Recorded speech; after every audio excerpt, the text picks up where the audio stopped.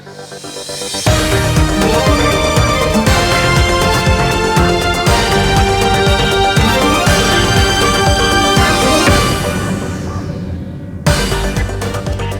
occupation troops raid a Shifa hospital for the second time since the war began.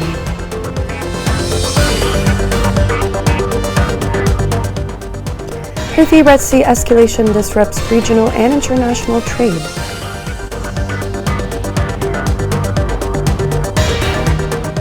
Massam mining project dismantles 685 Houthi mines in Yemen in 1 week.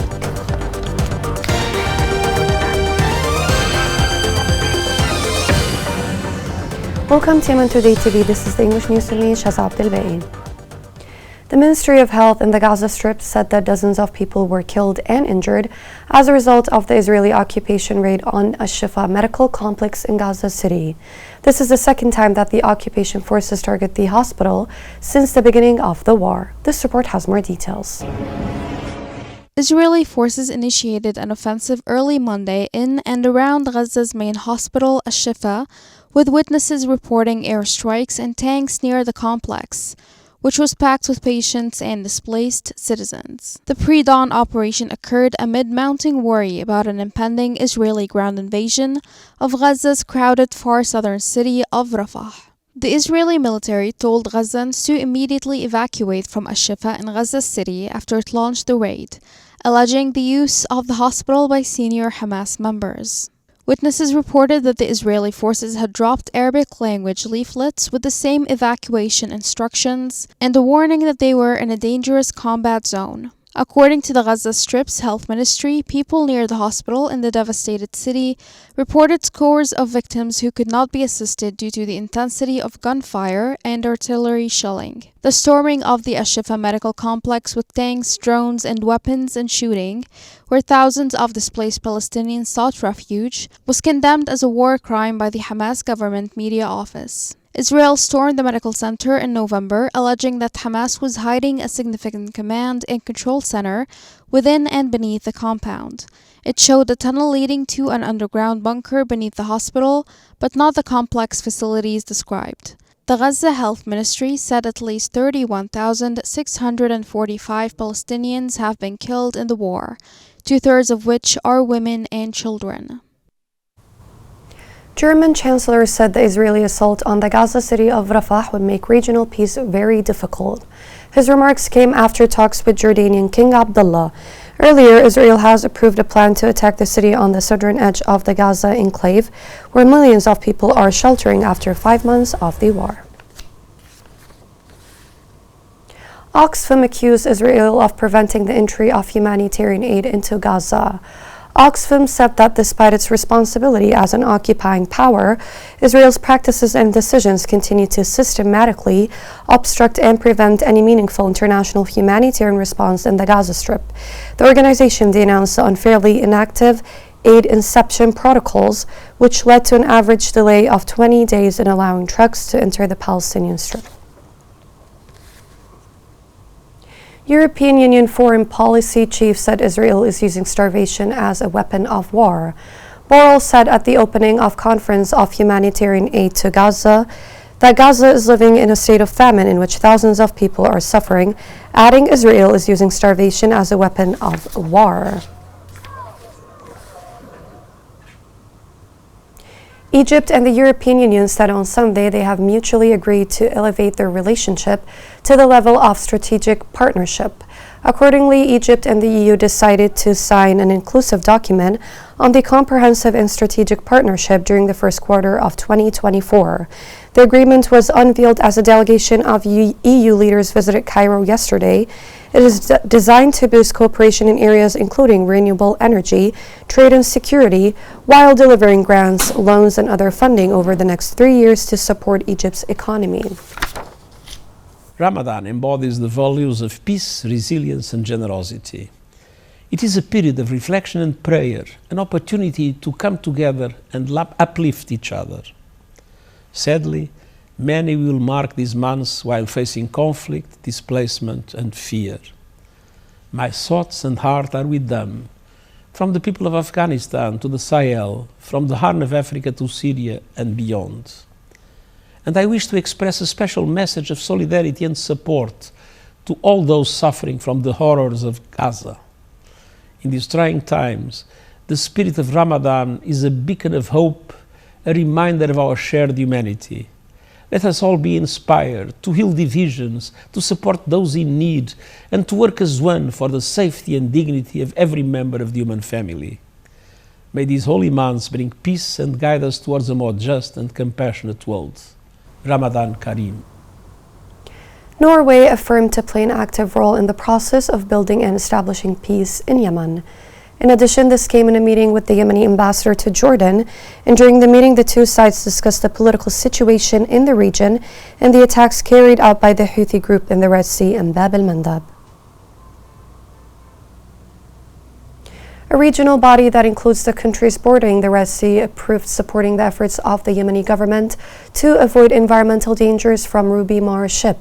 The meeting stressed the need for concerned efforts to confront environmental problems to prevent maritime pollution incidents, which represent a direct danger to the environment in the Red Sea region. Houthi recent attacks in the Red Sea pose a danger to international maritime operations. These attacks not just cause threat to Yemen, but also cause danger to neighboring nations. This report has more details. Over the past 3 months, Houthi militants have recklessly bombarded civilian cargo ships in the Red Sea, taking the lives of civilian mariners and threatening global commerce and the delivery of much-needed humanitarian assistance in the region. In response, a coalition of countries, including the US and its partners, has acted decisively to launch Operation Prosperity Guardian to protect global shipping lanes from disruption. While so far the Houthis have been unable to cause the level of large-scale global economic disruption they desire, the disruption of shipping lanes is having a far more significant impact on people in countries reliant on Red Sea shipping. These attacks are causing delays in the delivery of urgently needed food, including in Yemen, a country staggering on the brink of famine. Yemen relies on imports for over 90% of its food needs. Yet the Houthis attacked the MV Sea Champion, a vessel that was bringing food supplies to the Yemeni people. Many countries are suffering due to these attacks. Shipments that took 1 or 2 weeks maximum now take months to reach their destinations.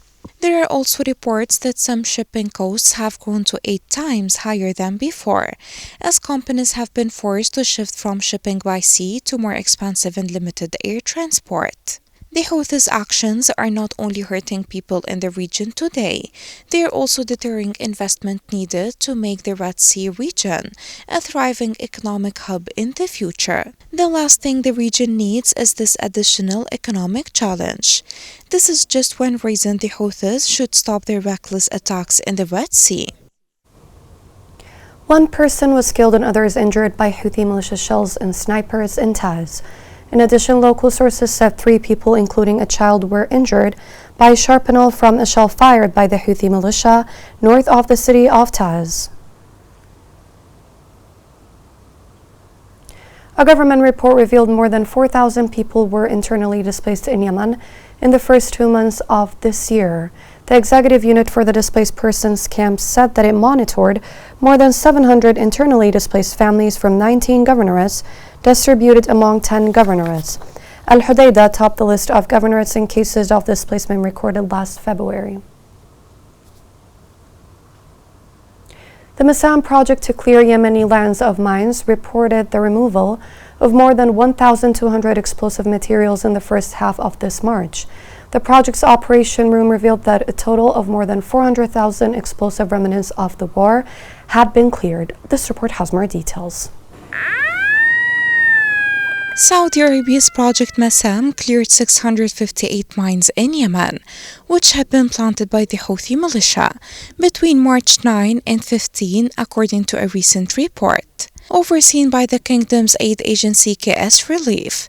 The project special teams destroyed 573 items of unexploded ordnance and 85 anti-tank mines. The explosives, which were planted indiscriminately by the Houthis across Yemen, posed a threat to civilians, including children, women, and elders. Project Massam is one of several initiatives undertaken by Saudi Arabia at the request of King Salman, which has cleared routes for humanitarian aid to reach the country's citizens. The demining operations took place in Ma'rib, Aden, Jawf, Shabwa, Taiz, Hodeidah, Lahj, Sana'a, El Bayda, El Dala, and Saada. According to Osama Al-Qusaybi, the project's managing director, a total of 435,234 mines have been cleared since the start of the initiative in 2018. These include 276,980 items of unexploded ordnance, 143,760 anti-tank mines, 8,001 improvised explosive devices,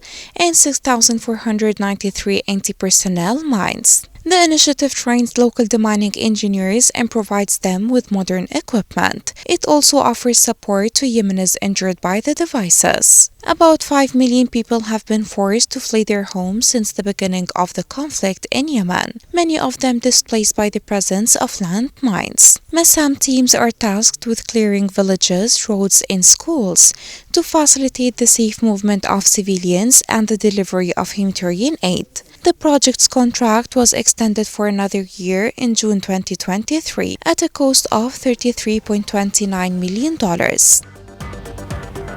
Coming next in the news. Conflict and economic crisis force a captain to work on a motorcycle to make a living.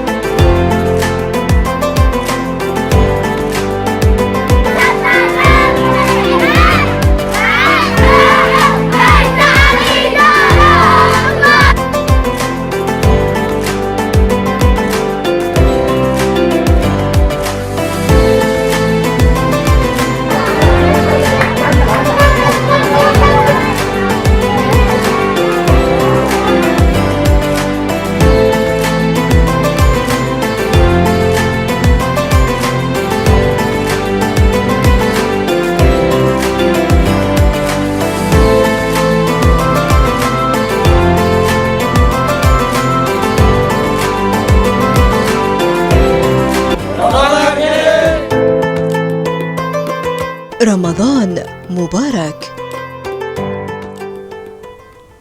Welcome back. The difficult economic condition that Yemen is going through have impacted all categories in the country. A sea captain was obligated to work as a driver to provide for his family. This report has more details. After more than 30 years of service in the Yemeni naval forces, Ahmed Al-Ajami has had his life upended by the Houthis' war on Yemen. Once a sea-bound captain and the colonel protecting his nation's waters, Ahmed is now displaced in Ma'rib, a flimsy tent keeping him and his family covered. I was the ship captain in the Yemeni naval forces. My job was to protect regional waters from the east to the west. I obtained the rank of a staff colonel, but that is useless now. Al-Ajami's life was drastically altered by the Houthi militia's war. No longer was he the protector of the country's territorial seas from the east to the west, but rather a displaced person dependent on running motorbike errands to make a living amid poverty. The Houthis have driven me out of my house, costing me my job and all my possessions.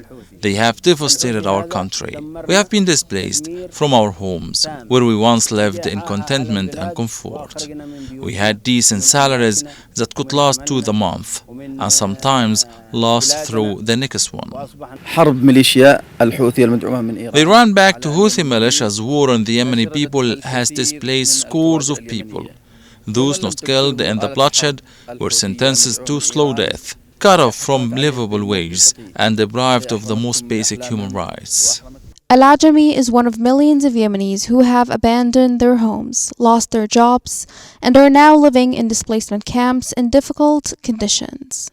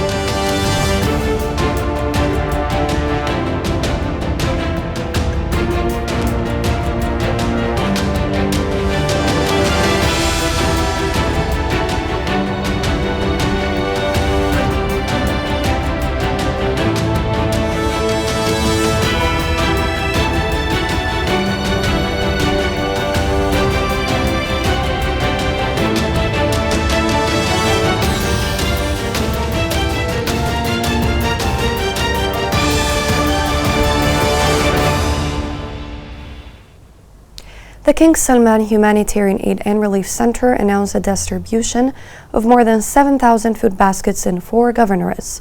This comes within the feeding project since the beginning of Ramadan, which aims to distribute food aid in 9 governorates to help 30,000 families. A researcher in Yemeni antiquities revealed that 6 antiquities from Yemen will be displayed at an Israeli auction late next April. The researcher pointed out that the auction had previously displayed and sold many Yemeni antiquities during the past 6 years. President Putin won a record landslide in Russia's elections on Sunday. Putin, 71, is set to embark on a new 6-year term that is going to see him overtake Joseph Stalin. Putin won 87.8% of the vote. Here's a reminder of the main headlines. Israeli occupation troops raid a Shifa hospital for the second time since the war began.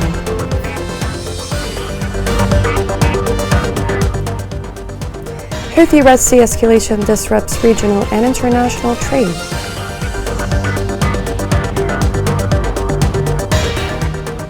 Misam demining project dismantles 685 Houthi mines in Yemen in 1 week.